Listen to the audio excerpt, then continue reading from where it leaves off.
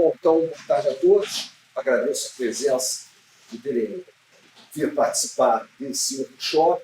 Esse workshop é um escopo dos projetos da ANEEL, né? Na verdade, ele contempla a finalização desse projeto, que é a Saúde Estrutural de Verabrequim de Indústrias Termoelétricas.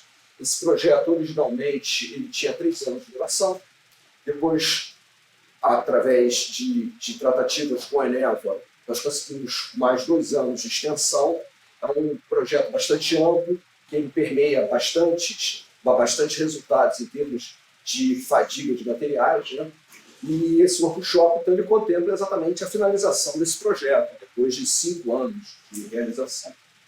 A agenda dessa apresentação está baseada nos objetivos, que eu vou começar a conversar com vocês sobre qual foram os objetivos do projeto, a introdução, qual foi a motivação para que esse projeto existisse, a originalidade dele, as linhas de pesquisa e as metodologias de pesquisa, os resultados, que é a parte mais importante do projeto, que é o que nós vamos legar para a Eneva, aplicações das atividades cotidianas da empresa, né? As conclusões e sugestões para futuros projetos de P&D. Então, quais foram os objetivos do projeto?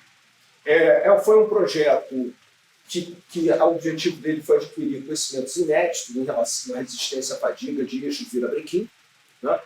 Eixo Virabrequim, que nós vamos ver daqui a pouco, é o coração das unidades geradoras, tanto diesel como a gás, né?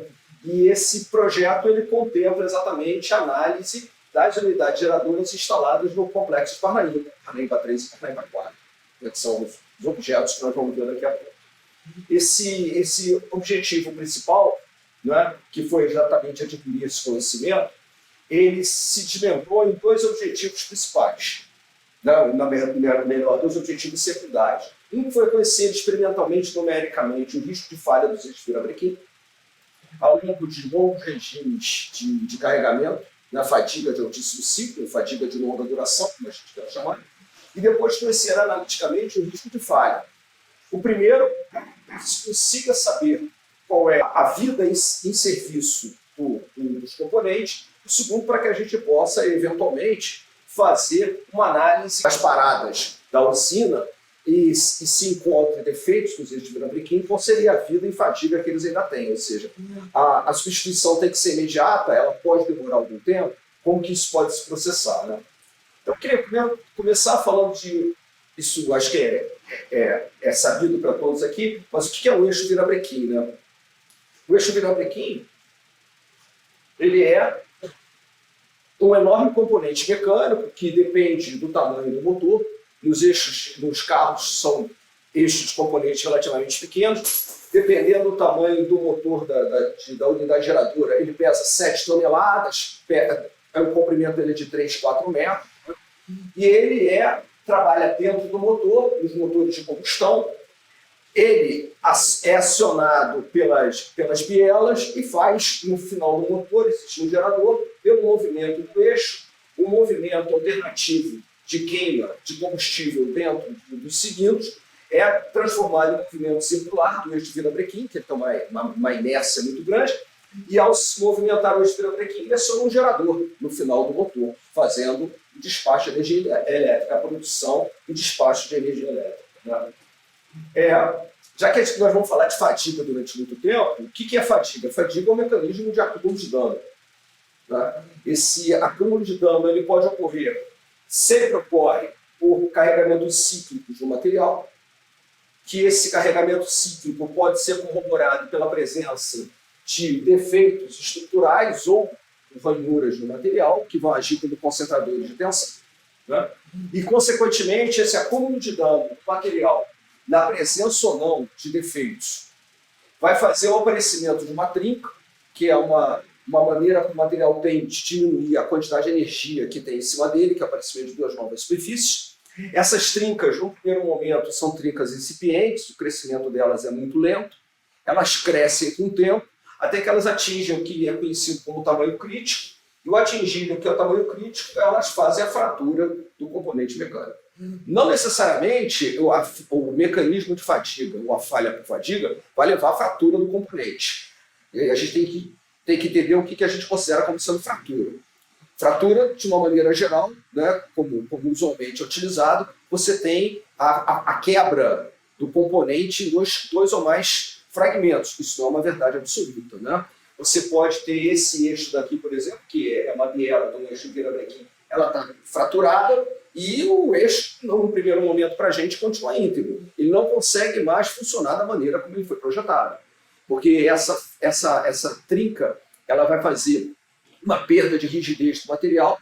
Esse eixo começa, as bielas, começam as bielas e os cilindros, as bielas e os pistões dentro do cilindro começam a atritar, existe um aumento de temperatura do motor e o motor desliga.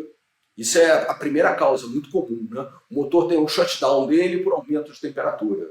Então esse aumento de temperatura pode estar associado com a fricção, né, do pistão no cilindro. E essa fricção do pistão no cilindro ela pode ser causada, por exemplo, por uma falta de rigidez do eixo, já que está todo mundo junto do eixo, e aí você tem um atrito na parede, esse atrito aumenta a temperatura, gera um aumento de temperatura e, consequentemente, vai fazer o alarme do motor parar, né? E aí o motor para no shutdown. Agora, existem casos extremos, já falando de eixo virabrequim, em que a fratura do eixo faz com que um arraste muito grande da biela, e aí a biela se fragmenta, e quando ela se fragmenta, ela sai. E quando ela se fragmenta, ela sai detonando toda a capa do motor. É uma perda total do motor. Né? Isso aí é um caso mais sério. Vários existem nas indústrias térmicas brasileiras, como a gente vai ver daqui a pouco. Não é muito usual, mas isso significa perda total do motor. Significa uma valia aí considerável de algumas dezenas de milhões de reais. Né? Até porque não é possível você fazer a costura dessa carcaça do motor. Você vai ter que trocar o motor como um todo. Então, o eixo virabrequim, que é a parte principal da geração de energia, ele também pode comprometer a integridade de todo o motor. Porque uma vez que ele falhe, ele vai significar o comprometimento de todo o sistema mecânico, dinâmico que está sendo acionado por ele, e, consequentemente, você pode levar a uma perda bem maior do que a simples do eixo virabrequim. Uma substituição de um eixo virabrequim está na ordem de mais ou menos 1 milhão, 1,5 milhão de euros. Mais 40% de nacionalização, né? Mais o tempo em que o componente tem que ficar parado, mais as perdas que estão associadas pelas outras fraturas, outros danos estruturais que são feitos no material, no motor. Então você pode elevar isso em, às vezes, 50%, porque ele sai detonando tudo que é biela, todos os cilindros, numa sequência. Né? Porque quando uma biela para de funcionar, ele engripa e todas na sequência vão sendo detonadas também. Então, assim, é uma perda considerável que está associada com a falha do eixo. E a grande maioria das falhas dos eixos, quase que 100%, estão associadas com fadiga. E fadiga é um dano recorrente na indústria, em todo tipo de indústria que a gente tem. Não só da indústria de geração de energia, como toda e qualquer indústria que a gente tem, desde a construção civil até a indústria metalmecânica, né? Porque ela está associada exatamente com variações de carregamento, que é o que acontece no dia a dia. O organismo nosso, o sistema ósseo nosso, está sujeito a um esforço de fadiga considerável. Né? Porque você corre, você para, você dorme, então existe uma variação de carregamento em cima da estrutura óssea que vai refletir necessariamente na nucleação de defeitos. Se esses defeitos progridem ou não, bom, isso é uma outra história. Depende de qual é a estrutura do indivíduo. Né? Mas é muito comum, às vezes, a gente conhecer casos de que alguém fraturou a perna sozinho. Ele não fraturou a perna sozinho. Ele teve um defeito que foi desenvolvido na estrutura óssea dele, e quando houve uma sobrecarga daquele defeito, não importa por quê, ele acabou fraturando. Então, o que se sabe de fadiga? Né? Se sabe bastante de fadiga. Muita coisa, né? Porque como ela é o dano de mais recorrente nas aplicações de engenharia, existem longos estudos sobre ela. O principal pesquisador, quer dizer, um dos principais pesquisadores, uma referência em fadiga, foi Wöhler, um alemão lá no século XIX, que trabalhava nos sistemas ferroviários prussianos ainda, a Alemanha ainda não era a Alemanha hoje, não tinha havido a unificação, e ele, para aquela época, ele fez uma coisa brilhante, que foi o desenvolvimento de uma curva, que é conhecida como a curva que é conhecida como a curva SN, muito utilizada em termos de projetos mecânicos, na qual ele conseguiu mostrar que à medida que você diminui a tensão que é aplicada sobre o componente ou sobre o corpo de prova, existe um aumento da resistência dele à fadiga. Essa resistência à fadiga é colocada aqui como número de ciclos para falha. Foi um avanço considerável em termos de fadiga, e Wöhler é considerado um dos expoentes de fadiga, junto com outros, que depois pegaram o modelo dele, vieram adaptando e fazendo outras teorias. Uma teoria muito interessante em fadiga dos anos 50 é que quando você determina, você consegue detectar uma trinca, não necessariamente existe um comprometimento imediato daquele componente mecânico. Você pode estudar o crescimento da trinca.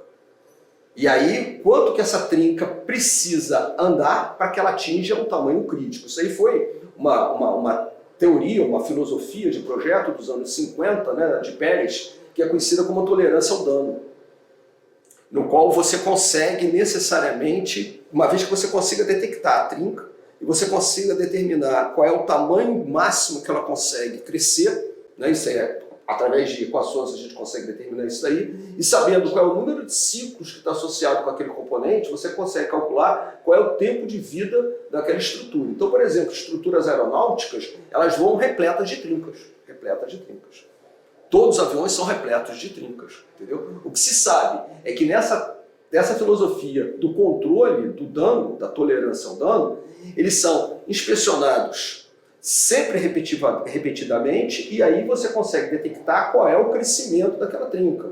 E quando ela começa a crescer a partir de um limiar que a gente considera como sendo crítico, a estrutura é retirada para fazer uma manutenção. Mas, então, a presença do defeito, da trinca, não necessariamente significa que você vai fraturar. Significa que você está a caminho da fratura. Isso é uma outra coisa. Quanto tempo isso demora, que é a discussão, né? Bom, com o aumento de efeitos tecnológicos, e um desses incrementos de efeitos tecnológicos foram os trens de alta velocidade, começou a se determinar que a curva original de Wöhler, que ela vai até mais ou menos 10⁻⁷, ela não consegue mais significar ou caracterizar a resistência à fratura de materiais que vão até 10⁻10, 10⁻11, 10⁻12 ciclos. Então, um trem de alta velocidade, por exemplo, ele é pensado, ele foi projetado para trafegar durante milhões de quilômetros. Milhões de quilômetros é considerável. Se você pegar, por exemplo, os trens de alta velocidade alemães, eles saem de Munique e chegam em Hamburg em 5 horas. Isso daí dá quase 1.100 quilômetros. 5 horas eles estão fazendo isso daí. Em trechos que eles aumentam a velocidade e diminuem a velocidade. Eles chegam e eles voltam. Não bate e volta o tempo inteiro. Então, ao longo dessa vida, eles estão tendo um incremento, um número de ciclos de carregamento muito elevado. A gente pode não falar dos trens, né, de alta velocidade, para pegar um motor Wärtsilä que existe, por exemplo, lá na planta do complexo de Parnaíba.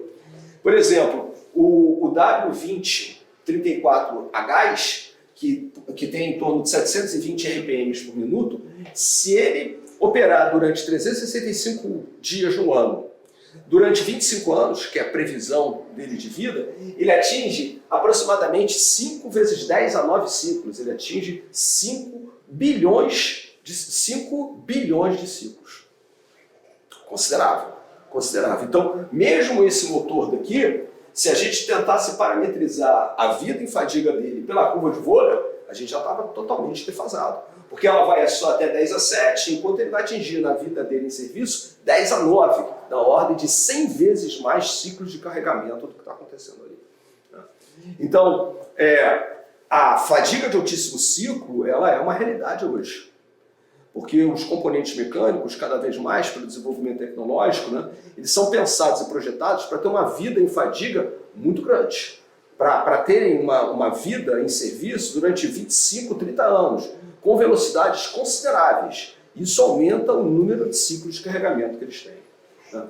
Bom, quando começou então se pensar em fadiga de altíssimo ciclo, aliás, essa ideia não é nova, essa ideia vem lá de 1950, 1955. Né? O problema era como se operacionalizava esses ensaios. Como se conseguia fazer ensaios para que se conseguisse determinar a resistência à fratura do material, a resistência à fadiga do material, sobre essas condições de carregamento.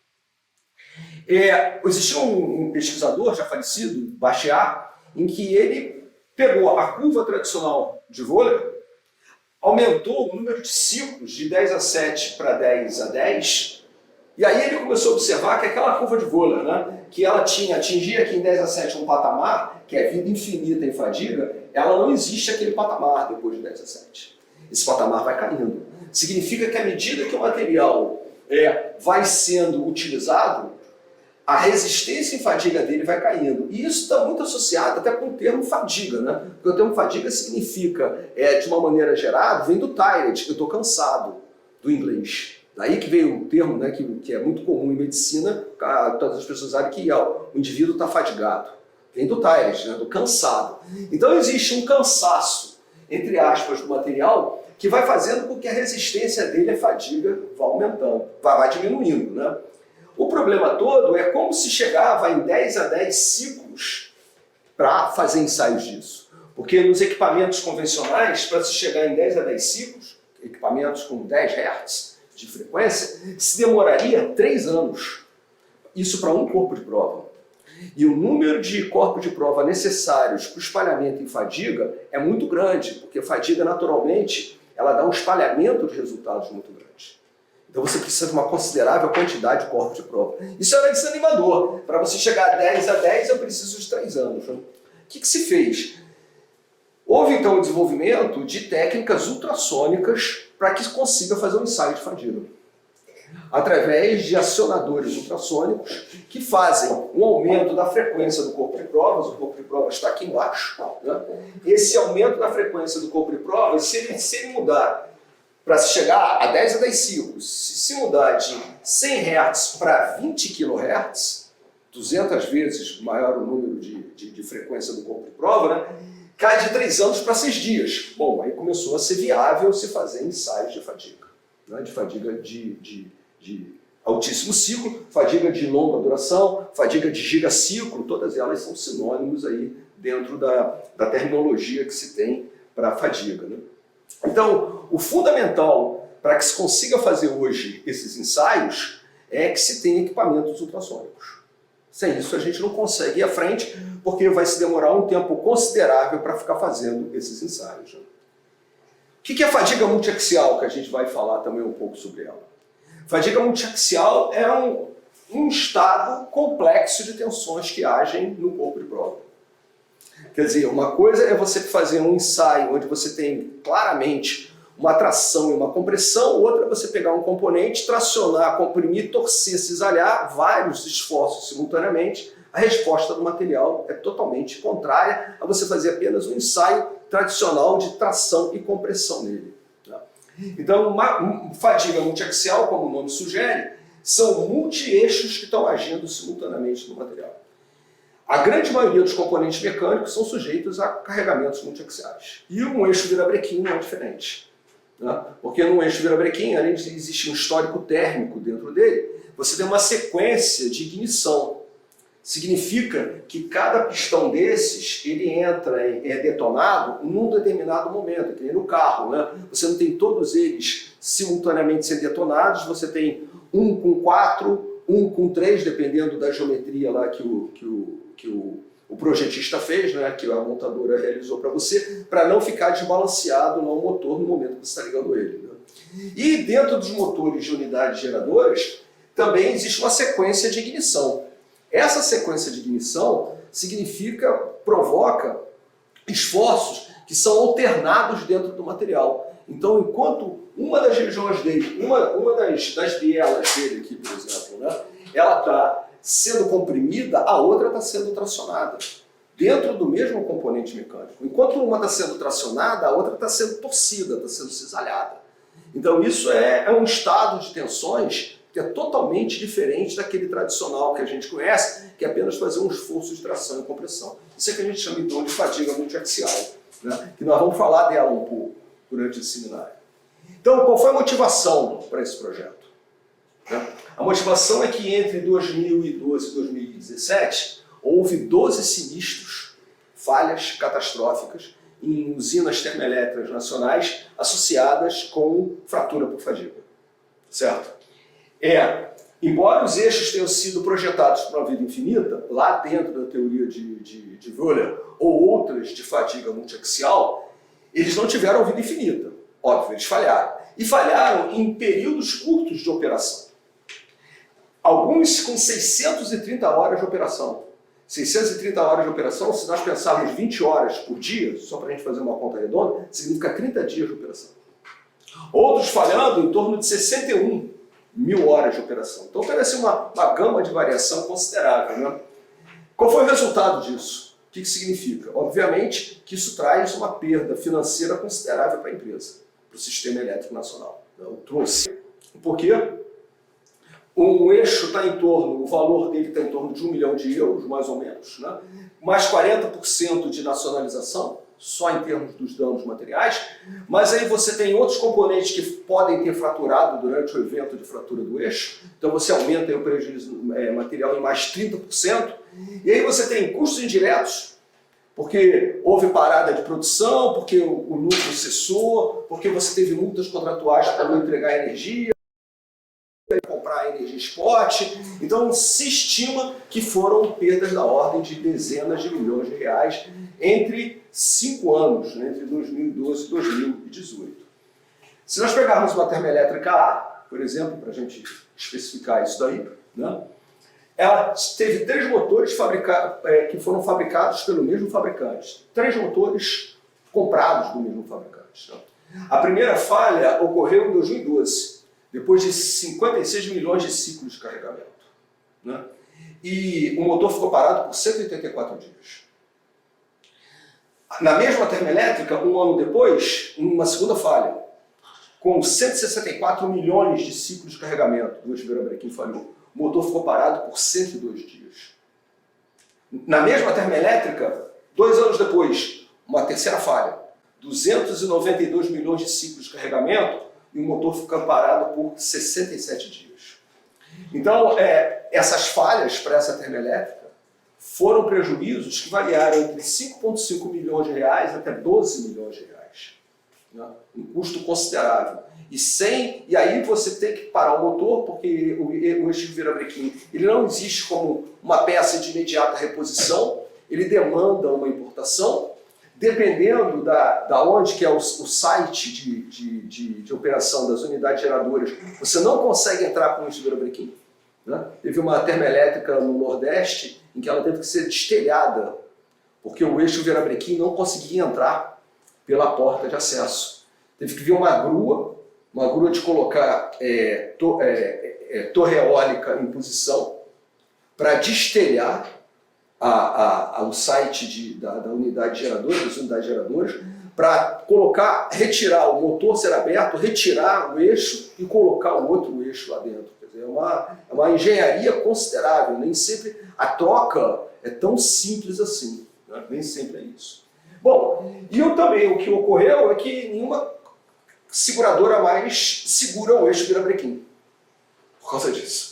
Está na hora que você vai fazer o seguro, né, do eixo, do motor, as seguradoras, quase que 90%, algumas ainda fazem, quando elas utilizam o resseguro, quando elas vendem uma parte do seguro para uma outra seguradora, elas não asseguram mais o eixo Vibra-Brequim. Então essa perda foi total, ela foi considerável. E essa foi a motivação para que se tivesse esse projeto que está se encerrando hoje. Né? Então qual era a motivação? Qual era o objetivo? Era tentar determinar ou desenvolver metodologias eficientes para avaliação do risco de fadiga, ou do risco da falha por fadiga, ou da vida em fadiga, como a gente queira chamar, dos eixos Vibra-Brequim das 4 unidades geradoras a gás do complexo de Parnaíba 13 e Parnaíba 4. Né? Qual seria? Porque possivelmente elas são do mesmo fabricante, né? Já existia aí alguma coisa considerável, alguns danos que se sabia em relação a isso. Qual seria, por exemplo, então, o desenvolvimento de metodologias que fizessem com que fosse viável a estimativa dessa vida em fadiga desse material. Né? Esse projeto, então, ele traz algumas originalidades dentro dos projetos de P&D que a gente deseja. Né? Então, uma delas é que as originalidades estão associadas com a possibilidade das plantas termoelétricas, principalmente lá do Complexo de Parnaíba, superem duas barreiras tecnológicas, que são barreiras consideráveis quando você está falando da previsão da vida útil de componentes mecânicos, que é evitar que os eixos falhem durante a operação e fazer qual é a previsão da vida, né, ainda da vida útil em serviço quando da parada dos eixos. Né? Quanto tempo ainda de vida existe se você detecta um defeito? Porque no momento que você não consegue detectar o defeito, nada disso funciona. Se você não consegue detectar aonde que estão os problemas que vão levar à falha, tudo que a gente está falando não funciona. Né? Porque o mundo ideal ele não existe. Todos os componentes mecânicos têm algum tipo de defeito que vão abreviar a vida dele. Né? Se você não consegue detectar esse defeito, então tudo que a gente está pensando em termos de metodologia também não vai funcionar, porque você não consegue detectar aquele elemento, né, o fator que leva à falha prematura do componente. Né? Na época da proposição do projeto, não existia um estudo sobre isso, como continuam não existindo estudos específicos. Né? A gente vai ver daqui a pouco, nós já apresentamos vários trabalhos em congresso, e quando a gente coloca sobre um eixo virabrequim, isso chama atenção, as pessoas elas ficam, aumenta a atenção delas em relação ao que você está apresentando. Né? Não é assim, um objeto, um componente mecânico de estudo muito recorrente, não existe. Né? Então não existiam estudos específicos que permitissem avaliar a resistência dos materiais dos eixos virabrequim, submetidos então a longos regimes de fadiga. Nem se pensava, né, em 2017, que existiria um equipamento nacional, em território nacional, que pudesse operar em longos ciclos de carregamento. Nem tampouco a aplicação de alguns modelos, como a gente vai ver daí, que existem vários modelos de fadiga multiaxial, um deles aplicado diretamente para eixo virabrequim, e com algumas características que a gente vai ver daqui a pouco também, né, que eles não permitem prever a vida, o número de ciclos. Eles permitem prever, ele falha ou ele não falha. É isso que eles permitem prever. Mas no momento em que eu detecto que existe um defeito, qual é o tempo ainda de vida daquele útil? Esses modelos não permitem prever. Né? E o mais, um outro ineditismo do projeto foi se utilizar esforços que são gerados dentro de operação dos eixos virabrequim. Porque a gente vai ver, vamos observar isso aí daqui a pouco também, que a vida em fadiga, ela depende do nível de tensão que você está aplicando. Então você pode subestimar ou você pode superestimar a vida em fadiga em função do nível de tensão que você está aplicando. Quer dizer, se eu uso uma tensão de fadiga de ensaio muito próximo do limite de resistência mecânica, como o Wöhler já falou lá há mais de 200 anos, há quase 200 anos, né, a vida em fadiga cai. Mas será que é verdade que aquela tensão é real? Será que aquela tensão realmente é aquela que está em operação dentro do eixo? Então, foi feito um estudo de elementos finitos, exatamente num motor similar àquele que existe em Parnaíba, para que se determinasse qual era o ciclo de carregamento, o nível de tensão durante os ciclos de carregamento do motor. Então, nas linhas de pesquisa, duas foram as linhas de pesquisa desse projeto. A primeira delas foi a determinação experimental da vida em fadiga de eixo virabrequim em regime de altíssimo ciclo. Né? Aí a gente chama novamente o ineditismo do projeto, nessa linha de pesquisa, que foi, através do projeto, se conseguiu adquirir o único equipamento em toda a América Latina de fadiga de altíssimo ciclo. É um equipamento pioneiro, né? Graças a esse projeto da Eneva, junto no escopo da ANEEL, que se conseguiu fazer isso. Um outro ineditismo foi que se fez tratativas com termoelétricas que sofreram sinistro e se conseguiu parte de eixos que falharam. Então, assim, os corpos de prova, que foram centenas de corpos de prova que foram ensaiados, eles foram ensaiados com materiais que realmente são utilizados na fabricação de eixos virabrequim. Né? Assim, quando você pega o eixo, os eixos virabrequim, eles têm um selo, logo no topo deles, que diz qual é o material, que você só consegue saber depois que você tira o eixo, claro. Mas não tem muita variação. Eles são o DIN-cromo, o DIN 42 cromolibdeno 4, que é o primo do 4140, do SAE 4140, e o DIN 34 níquel cromo molibdênio, que é o primo do 4340, dois ácidos estruturais, né, de larga aplicação na indústria metal-mecânica. Então, associado com essa linha de pesquisa, ineditismos do projeto, foi exatamente se conseguir fazer ensaios de longa duração e também se conseguir utilizar como matéria-prima dos corpos de prova materiais que são realmente utilizados na fabricação de eixos de virabrequim, né? Então foram centenas de corpos de provas que foram retirados desses eixos de virabrequim. Essa é a geometria do corpo de provas. Aqui a gente vê o corpo de provas no equipamento de fadiga de altíssimo ciclo do laboratório, né? E aqui a gente tem um esquema para um pouco melhor, fica mais claro. O corpo de provas fica aqui embaixo e aqui está o Horner, né? Que é o componente do equipamento que faz a excitação do corpo de provas com a frequência de 21 ciclos, né? Então o interessante é que nesse equipamento ultrassônico existe uma frequência natural entre o Horner, que é o excitador dele, e o corpo de provas. Eles vibram na mesma frequência. Isso não acontece numa máquina de fadiga convencional, chamada máquina de fadiga dura, na qual o corpo de provas tem uma excitação diferente dos eixos que estão fazendo a excitação do corpo de provas, né? E a segunda linha de pesquisa foi a avaliação analítica e numérica da vida em fadiga multiaxial dos eixos de virabrequim, né? Diversos modelos são propostos na literatura, mas nenhum deles é específico para aplicação em eixos de virabrequim.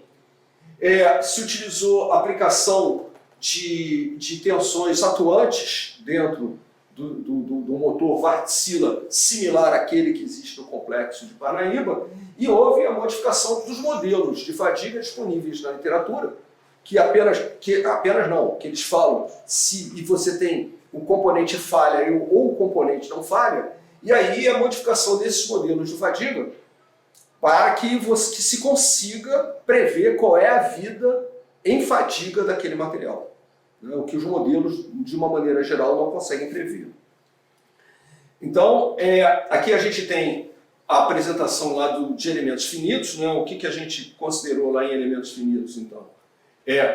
O eixo virabrequim foi discretizado, isso foi um trabalho contratado, né? Não foi feito aqui na PUC, a gente contratou esse serviço para uma empresa que faz usualmente isso, que já tinha feito a instrumentação de um motor de uma das termoelétricas que houve sinistro no eixo virabrequim deles. Esse trabalho começou, mas esse trabalho não foi completado. Nós sabíamos disso aí, nós contratamos, pedimos autorização à termoelétrica e contratamos serviços para eles finalizarem esse cálculo de elementos finitos. E esse cálculo de elementos finitos ele resultou em 14.400 tensões, que é o que se espera quando se está fazendo elementos finitos.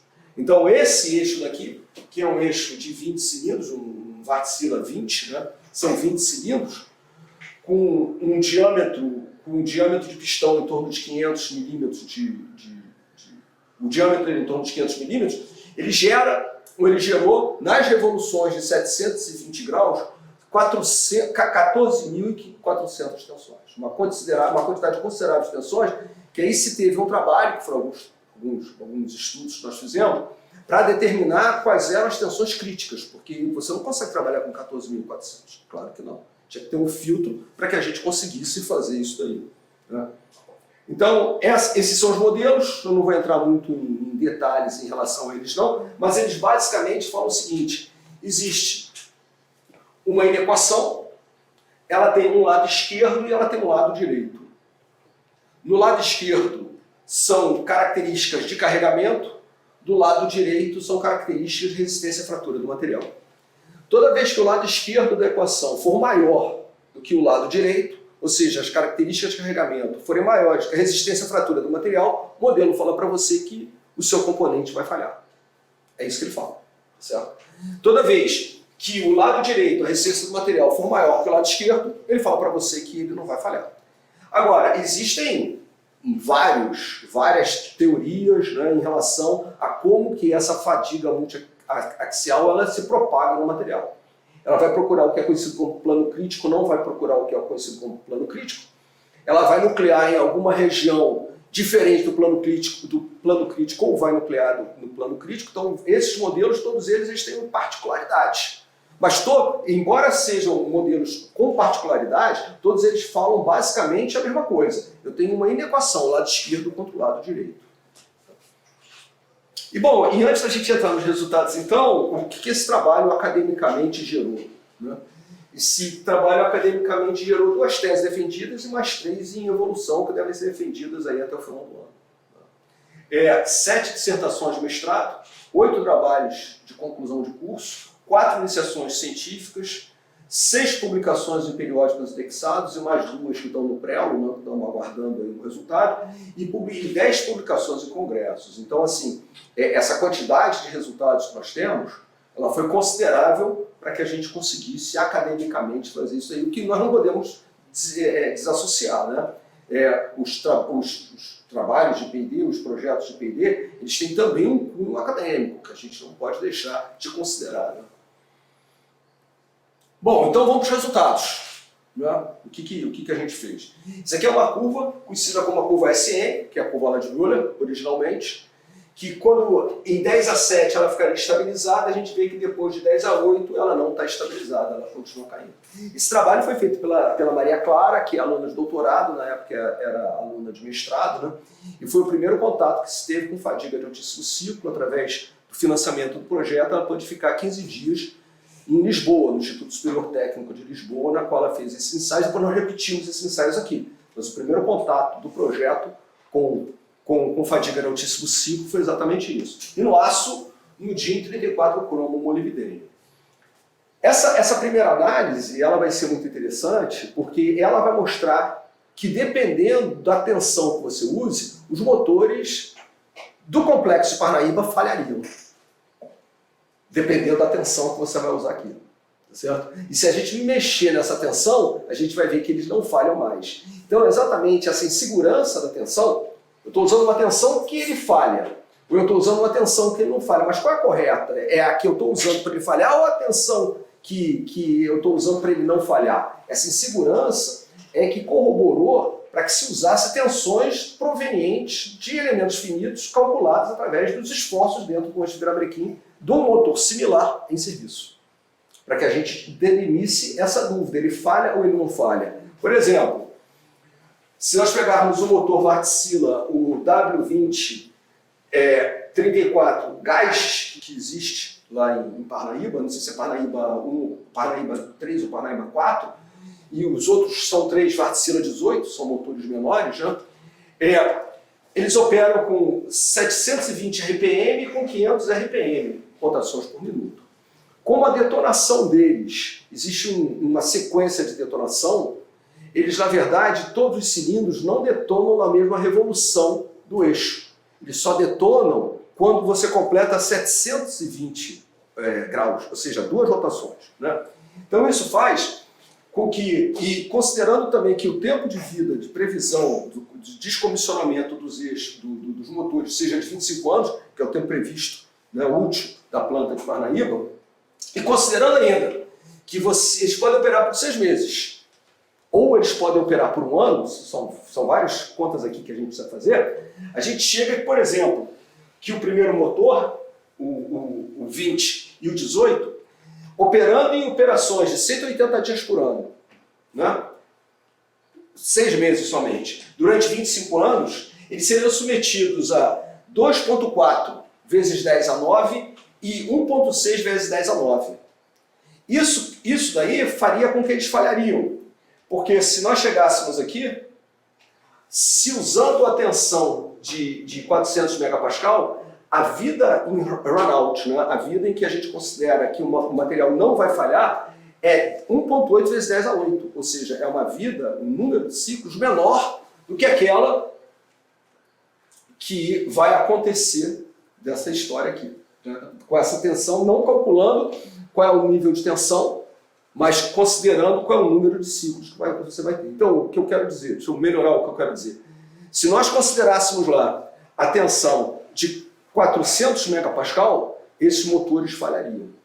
É isso que eu quero dizer. E da onde vem essa tensão de 400 megapascal? Ela vem daqui. É uma tensão que, nesse gráfico, levaria os corpos de prova a já ter o que é conhecido como runout. Significa que esse corpo de provas não falha para um número de ciclos 10 a 8. que é o que a gente conseguiu fazer também em Lisboa, né? Nós pegávamos lá uma ajuda dos pesquisadores de lá, eles se prestaram a máquina para a gente durante determinado tempo, a gente não tinha o tempo inteiro para fazer, então nós limitamos aqui a 10/8, vários corpos de prova não falharam, intenções de 400. Mas se nós pegássemos essa curva, essa equação proposta, se nós pegássemos essa curva e colocássemos mais à frente, variando a tensão de 400, a gente consegue determinar o número de ciclos para falha. E esse número de ciclos para falha, ele nos levaria então, da ordem de 1,8 vezes 10/8, ou seja, maior do que aquele que a gente conseguiu fazer, com 400 megapascal. Se considerarmos então que as tensões atuantes lá, durante esses carregamentos, com 400 megapascal, ou melhor, o tempo de vida, sem considerar a tensão, seria de 2,4 ou 1,6 vezes 10⁹, esses motores falhariam. O que significa, né? Se agora a gente utiliza, isso significa que para você minimizar o seu risco de falha, você necessariamente vai ter que ter um controle, né, dos danos que estão sendo feitos no eixo virabrequim durante as operações muito grande. E aí vem a outra parte, que são as inspeções periódicas, que necessariamente precisam ser feitas. Né? Porque na inspeção periódica, técnicas de ensaios não destrutivos, é que você consegue detectar aonde os defeitos estão. Foi como comentei com vocês. Se não se souber aonde os defeitos estão e não se conseguir detectar os defeitos, então tudo que a gente está fazendo não existe. Tudo que a gente está fazendo aqui não vai funcionar. Não adianta você ir ao médico e quando você vai ao médico ele pede uma série de exames para você. Se ele, olhando para você, não consegue detectar o que está acontecendo. Então você tem que ter exames complementares para que ele dê o diagnóstico dele. É a mesma coisa. As inspeções periódicas dos ensaios não destrutivos é que vão dizer, né, se você tem defeitos ou você não tem defeitos. Mas, olha lá o interessante.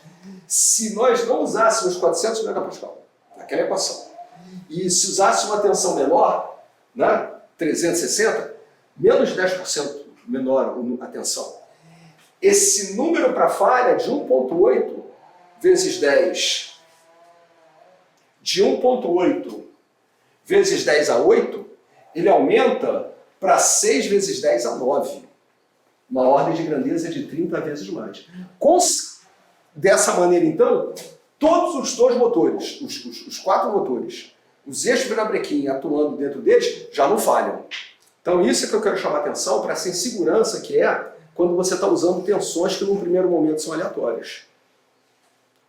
Um critério que se usa, baseado lá na curva de Wöhler, é exatamente você determinar qual é a vida que você vai ter em torno de 30% do limite de resistência mecânica. Isso é convencional, mas isso pode não ser uma realidade do que está acontecendo no seu componente mecânico. Ele pode atuar com tensões acima de 30% do limite de resistência mecânica dele, como ele pode atuar com tensões abaixo de 30% do limite de resistência mecânica dele. E aí você vai subestimar ou superestimar a vida. Então, eu trouxe esse exemplo aqui porque ele chama atenção, e ele é bastante claro porque eu queria apresentar. Né?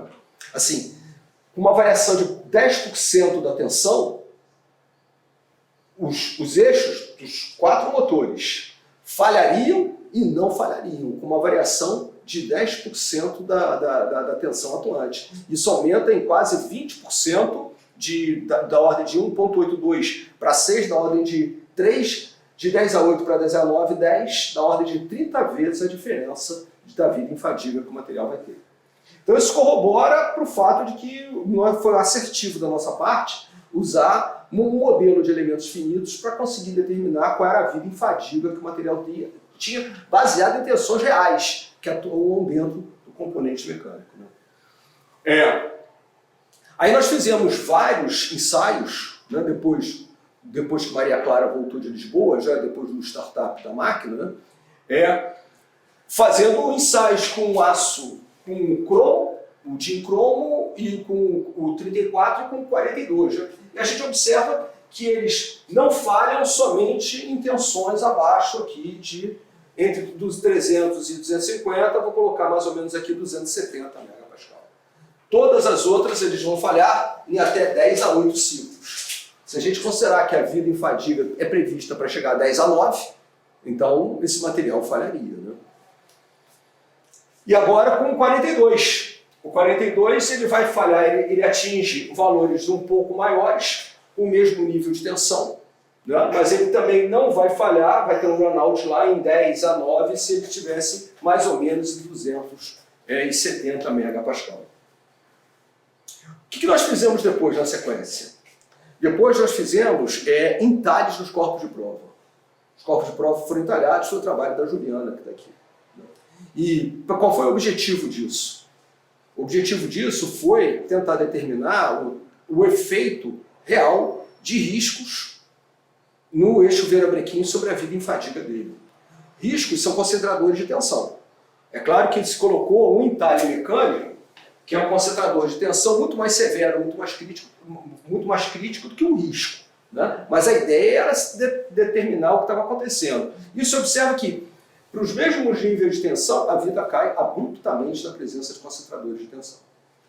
Então isso reforça ainda mais o que eu coloquei há pouco, né, que eu acho que é uma das coisas que eu gostaria de passar para a Eneva, que é a necessidade de ter inspeções recorrentes nos eixos, para que se consiga detectar defeitos ainda incipientes, para que eles não ajam como concentradores de tensão tão severos como esse, porque você vai ter uma abreviação da vida em fadiga do material, sem dúvida nenhuma. E a gente observa então que para o 42, então, a situação fica mais complicada. O 42 foi mais suscetível à presença desses defeitos do que o 34. E são os dois materiais. É claro que a gente não está considerando nesse momento ainda um fator fundamental, que é a quantidade de defeitos metalúrgicos que existe no material, como a gente vai ver daqui a pouco, né? Essa quantidade de defeitos metalúrgicos existentes no material, elas corroboram para a diminuição da vida em fadiga do material, porque elas agem também como concentradores de tensão internamente junto ao material. Então, uma das causas que a gente está vendo aqui é a diferença de pureza, se a gente quer considerar assim, entre os dois materiais, que são de fundamental importância.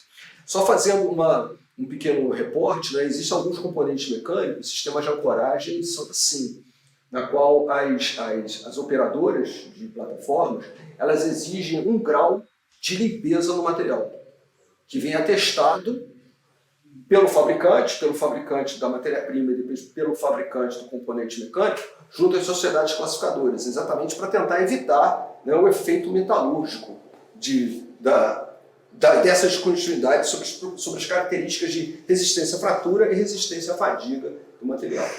Então aqui a gente observa um quadro comparativo do corpo de provas ampulheta, que é o corpo de provas sem o entalhe, e o corpo de provas entalhado, né? E a gente vai observando então que o ampulheta, com uma tensão de 450 megapascal, ele atingia na ordem de 3,5 vezes 10 a sexta, mas quando no mesmo corpo de provas, do mesmo material, ele deixou de ser uma ampulheta, ele passou a ser um corpo de provas entalhado, a vida em fadiga dele cai para 1 vezes 10 a 5 ciclos. Então ela tem uma redução considerável da vida em fadiga. Esse efeito daí, esse estudo, ele foi feito exatamente para que a gente consiga determinar qual é o efeito desses concentradores de tensão. Qual é o efeito que você tem sobre a resistência à fadiga. Como em todo e qualquer mecanismo de fadiga, seja fadiga de baixo ciclo, alto ciclo ou fadiga de altíssimo ciclo, concentradores de tensão vão abreviar essa vida em fadiga, né? Bom, aí o que se fez? Já sabendo isso, já se sabendo lá qual era a influência tanto das tensões como dos concentradores de tensão, vamos buscar então as tensões reais atuantes dentro daquelas 14.400 tensões, né? E aí foi um trabalho desenvolvido pelo Thiago, né, em alguns trabalhos de fim de curso, né, e no próprio trabalho dele de mestrado, na qual se detectou, então se tentou fazer um filtro para saber qual era o nível de tensão mais crítico, porque na verdade, quando está se falando de fadiga multiaxial, não está se buscando um nível de tensão mais crítico, o que está se buscando é uma combinação mais crítica de tensão. Não basta você ter apenas o maior valor de tensão, você tem que ter também uma combinação com uma outra tensão que faz com que aquele sistema se torne mais crítico. Então, isso é um trabalho considerável que houve, né? Foi o trabalho do Thiago, foi o trabalho do André, se não me engano, né? Foi uma parte do trabalho da Roberta, em que a gente tentou detectar exatamente qual era esse efeito dessa combinação de tensões, né? E aí o que se viu? Se viu uma vida infinita do material. Dentro aqui, chegando a 10 a 10, 10 a 10 ciclos, quando a previsão lá é 10 a 9, ou seja, 10 vezes mais, se eu considerar quais são as tensões atuantes realmente dentro dos eixos vibra-branquinho. Isso é uma coisa interessante, né? Então, no primeiro momento, é uma conclusão primária, operando dentro das tensões que foram desenvolvidas em elementos finitos, você vai descomissionar o motor e você não vai ter falha no eixo vibra-branquinho. Bom, aí a gente vai para outra parte, que é de fadiga multiaxial. E em fadiga multiaxial, como é uma inequação, a gente busca o que acontece do lado esquerdo da equação com o lado direito da equação. Isso é reportado por esse quadro aqui, por essas barras, nas quais elas colocam sempre esse índice como sendo negativo. Esse índice negativo significa a resistência à fratura do material é maior do que a condição de carregamento que ele possui. Então, nos modelos utilizados, 1, 2, 3, 4, 5, 6, 7, 8, 9, 10 modelos, dos 10, né, nas condições que nós pegamos, num primeiro momento com condições aleatórias de carregamento, os eixos não falhariam. Mas se volta à discussão, ele é uma abordagem semi-quantitativa. A gente pode chamar até de uma abordagem qualitativa. O que ele coloca ele falha ou ele não falha? Mas qual o número de ciclos que a gente pode fazer? Então, a segunda linha de pesquisa do projeto, ela fez exatamente essa originalidade, esse desenvolvimento, que foi pegar esses modelos e adaptar através de ensaios multiaxiais que nós fizemos em colaboração com a Universidade de Brasília, com o professor Zé Alex, lá em Brasília, né? Tem algumas publicações em conjunto com ele em relação a isso. A gente determinou parâmetros materiais e nós adaptamos aqueles modelos para que eles conseguissem exprimir o número de ciclos que você tem de vida. Né? Também foi motivo aí de publicação desses resultados, que eles são bastante interessantes. De uma maneira geral, quem lida com fadiga multiaxial não faz muito experimento. O que ele faz são simulações para ver se isso funciona ou não funciona. Por isso é que esses modelos eles são genéricos. Tanto você aplica ele para uma ponte, como você aplica ele para um eixo virabrequim. E o nosso objetivo era não tirar a generalidade dele e usar alguma coisa mais apropriada para o conceito do projeto. Ops, perdão aí. O que eu estou fazendo aqui? Foi você ou foi eu? Acho que foi eu. Saiu? Não, acho que saiu aqui. Qual slide? Tá? Eu acho que a gente estava nesse slide aqui. Isso. Está em modo de apresentação? Beleza, obrigado. Então, isso aqui era a biela B6, só para a gente exemplificar o que aconteceu. Essa era a biela B6. Ela tem... Não, volta lá. Não, eu volto aqui. Pronto. A biela B6, dos ângulos no qual as tensões são máximas, né? São 3 tensões normais, 3 tensões cisalhantes, formando um princípio para que o pessoal que trabalha na área de tensão, um modelo de von Mises, por exemplo, que é conhecido como uma tensão equivalente. Como você não consegue trabalhar com as 6 componentes simultaneamente, você tenta trabalhar então com um modelo que mostra para você como isso seria. Né? Um dos critérios é o critério de von Mises, tem outro, Tresca, tem outros que a gente pode utilizar. O von Mises é o mais utilizado. E aí a gente então foi fazer a modificação usando aquelas bielas, né, aquele histórico de tensões existentes das bielas, novamente nos carregamentos, né, dos modelos, escolhemos aqui 6 modelos, não mais os 10, 6 modelos, sem considerar tensão média. Tensão média significa que você vai dar tensão máxima, tensão mínima, o valor da tensão máxima e tensão mínima são iguais. Então essa tensão média é zero. E novamente, todos os índices negativos, significa que eles não falhariam, tá certo? Com aquele carregamento lá das bielas. Aí depois a gente resolveu colocar uma tensão média, para aumentar ainda mais a dificuldade do modelo, porque a tensão média ela abrevia a vida em fadiga do material, porque se você tiver uma tensão média diferente de zero, positiva, significa que a ponta da sua trinca está aberta o tempo inteiro.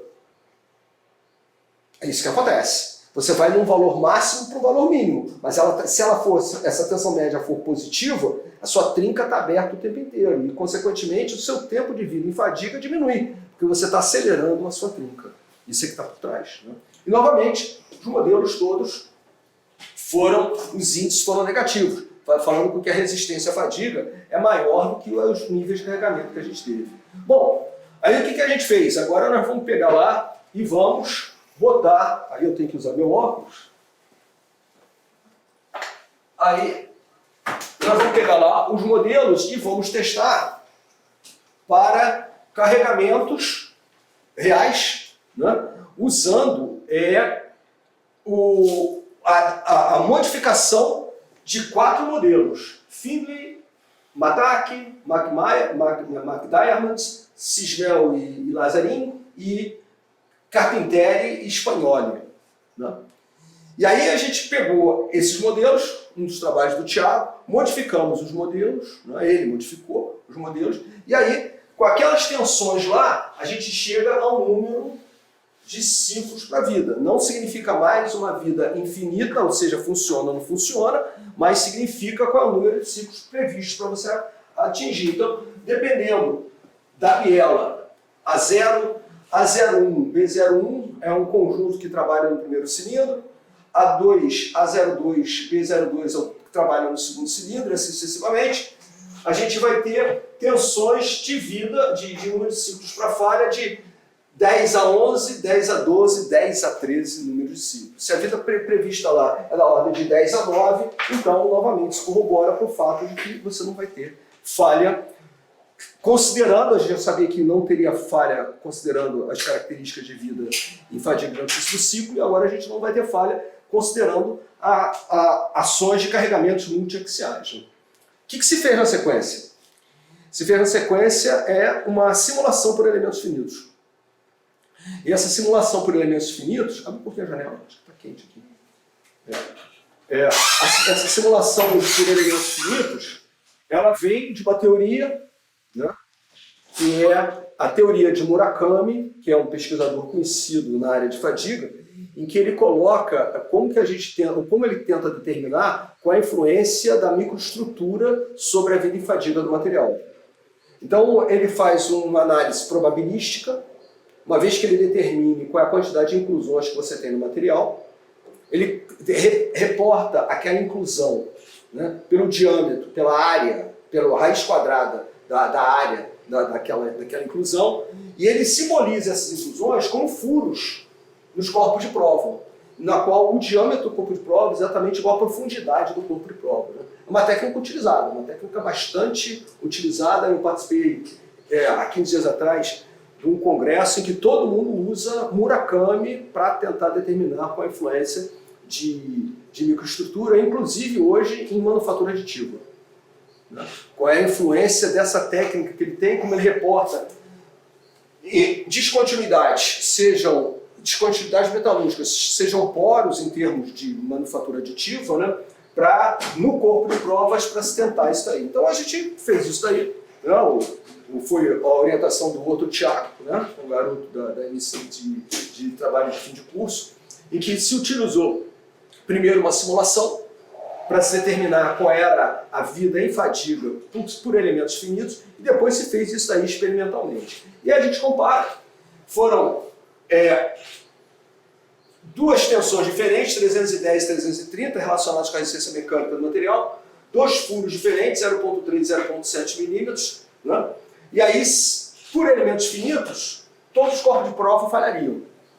A máxima, o número de ciclos que a gente conseguiu lá na simulação, o maior número foi em torno de 15 mil ciclos. Mas nós fizemos isso experimentalmente. Os corpos de prova realmente falharam, mas não falharam em 15 mil ciclos. Eles falharam dependendo do nível de tensão aplicado e do diâmetro do furo, eles falharam na ordem de 10 a 5 ciclos, ou seja, 10 mil ciclos antes da falha. Na verdade, 100 mil, perdão, ciclos antes da falha. Então, isso aí é uma inconsistência. Isso não fazia parte do projeto, mas eu achei interessante mostrar para vocês, e é um próximo desenvolvimento nosso. Como que a gente vai tentar conciliar elementos finitos, que é uma ferramenta de altíssima valia na indústria metalmecânica, né, com valores experimentais.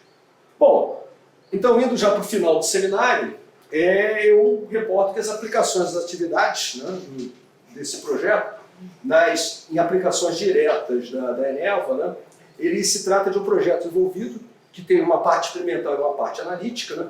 Ele propôs metodologias, procedimentos bastante originais, isso aí que eu apresentei a vocês, né, e bastante eficazes a partir de conhecimentos pré-existentes.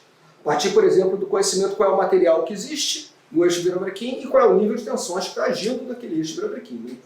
Ele foi elaborado, executado, pensado a fim de permitir uma análise segura do risco de falha por fadiga, né, dos eixos virabrequim, das unidades geradoras a gás, com ênfase na qualidade e na continuidade das operações. Né. Então ele é aplicável no meu entendimento lá no complexo de Parnaíba e pode ser, talvez, aplicável a outros componentes mecânicos, não só a Eneva, como outros componentes aí das indústrias termoelétricas nacionais. Então, quais são as conclusões do projeto? Né? As conclusões do projeto se baseiam na premissa da vida em serviço de 25 anos, dos motores Laticílio em operações em Parnaíba 3 e Parnaíba 4, né? Essa aí é a premissa que a gente fez. Corpos de prova dos aços usualmente utilizados na fabricação dos eixos virabrequim, carregados com tensões reais de serviço, atingiram 1 vezes 10 a 10 ciclos, ou seja, você está numa ordem de grandeza aí de 10 bilhões de ciclos, quando a vida útil lá vai chegar a 1,33, se não me engano, vezes 10 a 9, quer dizer, está abaixo. Né? Mentira, perdão. A vida em serviço está entre 1,6 10 a 9 vezes 4,8 10 a 9, dependendo do motor que você está utilizando. Então, eles chegam numa ordem de 10 a 10, numa ordem de grandeza aqui de 1.100 vezes, 10 vezes maior do que essa daqui. A gente tem que dividir aí para saber o número, mas uma ordem de grandeza de 25 vezes mais, talvez, da vida em serviço. Esse componente, considerando então a premissa de 25 anos de operação dos motores, esses componentes não devem falhar em serviço. Os corpos de prova entalhados apresentaram uma drástica redução da vida em fadiga, né? Então se faz necessárias inspeções regulares por técnicas não destrutivas para a detecção de riscos, ranhuras ou trincas de pequenas dimensões, que são concentradores locais de tensão, que possam causar efeitos similares àqueles dos entalhes mecânicos. A avaliação analítica da vida-fadiga sobre carregamentos multiaxiais dos dois materiais, com base nos modelos propostos na literatura, evidenciou a não existência de falhas dos eixos virabrequim durante as operações de serviço. Né? Modificações específicas dos modelos propostos, para que ele não só dissesse falha ou não falha, permitiu um cálculo de uma vida de fadiga da ordem de 1 vezes 10 a 11 ciclos. Tá certo? Ou seja, 20 vezes maior do que aqueles previstos para a vida em fadiga de serviço, corroborando os resultados experimentais e afastando a possibilidade de falha dos componentes. Né?